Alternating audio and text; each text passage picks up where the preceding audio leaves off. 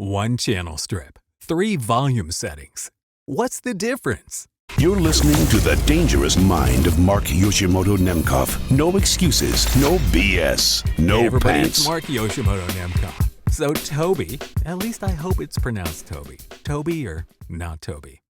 That's the question. He wants me to revisit the process of building a voiceover rig using just the stock plugins you get with the Universal Audio Apollo system. And I thought that's a great idea. But then I saw this second part and I thought, this I can do this morning. This one I can do today.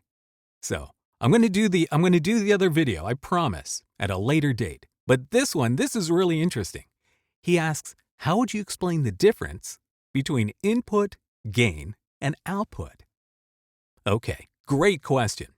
So on this channel strip, like many of the plug-in channel strips that you will find, regardless of whether it's Universal Audio or Waves or whoever, you will often find the usual settings that you do find on the hardware unit, but also with an additional output.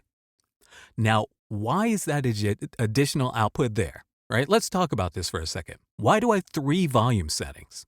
Okay, so the input on every single channel strip is what drives your signal, right? It's really the thing that should influence how much coloration you are going to add to your signal. Because this gain is most likely driving through a transformer. Now, with the SSL, you can have the transformer off or the transformer on. And with the transformer on, you get what you usually get with transformer. You get the beautiful transformer squish whenever you drive it really hard.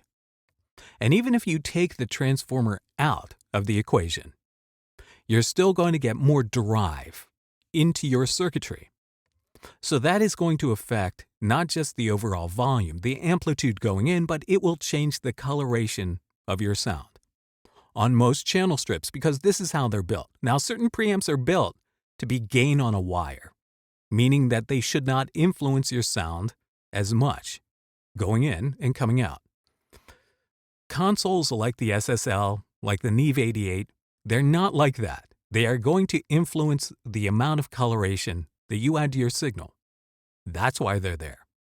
So this is going to be your main coloration of your signal going in. Okay? So this is your input gain. Very important. You set your input gain so that you can get a decent level without overdriving the unit. Okay? Then we go to the output fader. And this is something you will find on a console channel strip. Now, a fader is really just adding resistance like a potentiometer does. But a fader works in a certain way. Now, a fader is called a fader because these things were built to do fades. It's that simple, right? And when you do a fade on something, you're not just reducing the volume of the output, but the way faders work, it's logarithmic, meaning that when I have the fader set to 0 is unity gain, and at unity gain, I am getting the optimal signal output without coloration or without change in resolution. And because of the way faders are built, now look at a fader, right? An analog fader. Now, an analog fader will change the output very slightly when you get up here. But when you get here, you notice the change is more drastic? Oh, and here's another trick if you've never done it. On the output fader, if you just click 0, it goes right to 0. So that change in resolution, right? So let's assume this is a 10-bit fader, which means it would have 1,024 different steps from top to bottom.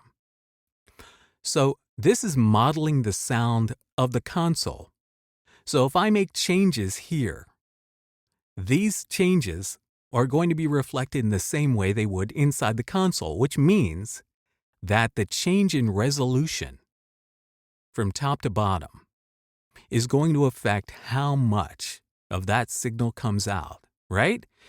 So you don't want to reduce your resolution. Now you may think, oh, you know what, my signal's too hot, I'll reduce it here. But you're not just reducing the volume, you're reducing resolution. So leave your channel strip fader at 0. Okay, do not use this to make fine-tuning adjustments to your volume, because this will affect the tone. And for best tone, leave it at 0. And then, of course, if you drive it up here, what you're adding is really more distortion to the signal. You don't want that, all right? So here, you're adding coloration, you're adding volume. Here, do not touch it.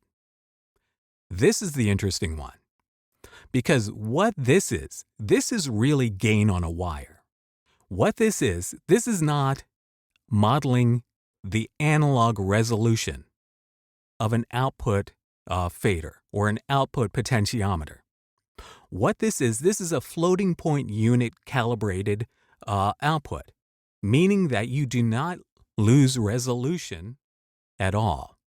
You're just changing the amount of voltage that is coming out of that end of the plug-in.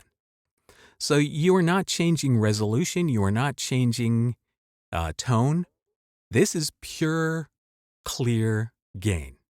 This is where you should do your fine-tuning adjustments. When you get the sound you want here, leave this alone. Just pretend like that doesn't exist. Now, of course, you may like the way it sounds when it's backed off, and this is, boosted up here. But do you see what I'm saying?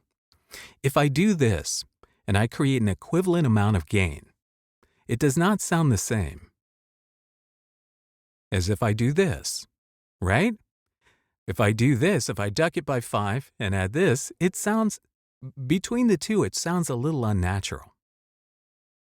Because this is affecting tone, and this is not. So leave that alone, all right? That's there. It's pretty, it's nice. You're not doing fades by hand, right? All right, don't worry about it. Worry about this, worry about this. This, leave it at 0, leave it at unity gain, and you'll get the best results, I promise. All right, so Tobbe, I hope that answers your question, and please correct me if the desired pronunciation of your username is not Tobbe. All right, thanks. Anyway, all right, let me know what you think. All right, until next time, this is Mark Yoshimoto Nemkov, fading to black.